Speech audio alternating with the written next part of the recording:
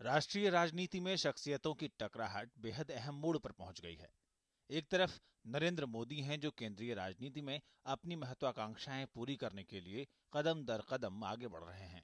इस बाबत गुरुवार को मोदी ने कहा भी कि गुजरात की सेवा के बाद अब वो देश सेवा करना चाहते हैं। इस बयान के निहितार्थों पर सूचना और प्रसारण मंत्री मनीष तिवारी ने जोरदार हमला किया और मोदी की कमजोर नस्तबा दी।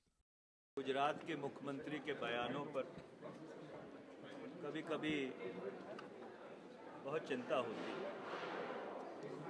और चिंता इस बात की कि शायद भारत में या भारत के बाकी हिस्सों में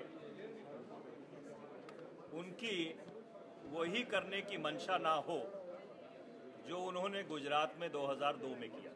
न सिर्फ कांग्रेस बल्कि खुद बीजेपी की सहयोगी दल जदयू भी मोदी के इस बयान पर बेचैन नजर आ रही है। शिवानंद तिवारी पूछते हैं कि आखिर राज्य की सेवा कर रहा व्यक्ति भी तो देश की ही सेवा कर रहा है। नहीं, गुजरात की सेवा देश की सेवा से अलग है ऐसा तो हमको नहीं लगता है।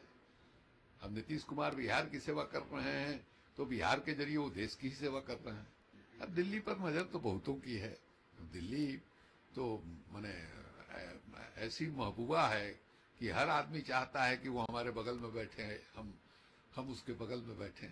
लिहाजा जवाब में बीजेपी कांग्रेस पर सांप्रदायिक राजनीति करने का आरोप तो जड़ रही है, लेकिन अपने ही सहयोगी जदयू की असहज होती हालत पर चुप्पी साध लेती है। अब इनके पास बताने के लिए कुछ नहीं है, इसलिए मोदी पर अनर्गल हमले कर रहे हैं। जो मोदी जी ने कहा वो विकास के बारे में कहा। अब उसको अगर कोई दंगे से जोड़े तो ये सांप्रदायिक राजनीति फैलाने की कोशिश है।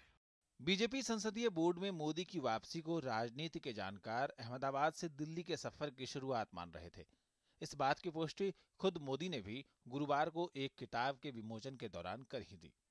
एक तरफ मोदी की अपनी घोषणाएं हैं तो दूसरी तरफ बीजेपी अब भी पीएम पद के उम्मीदवार को लेकर अपने पत्ते नहीं खोल रही। ऐसे में ऐसा लग रहा है कि ये तो सियासी रंगमंच का महज ट्रेलर है। परिदृश्य में कई और किरदार आने वाले हैं। सियासी खेल में अभी कई पेचखम बाकी हैं। Manjeet Thakur, DD news.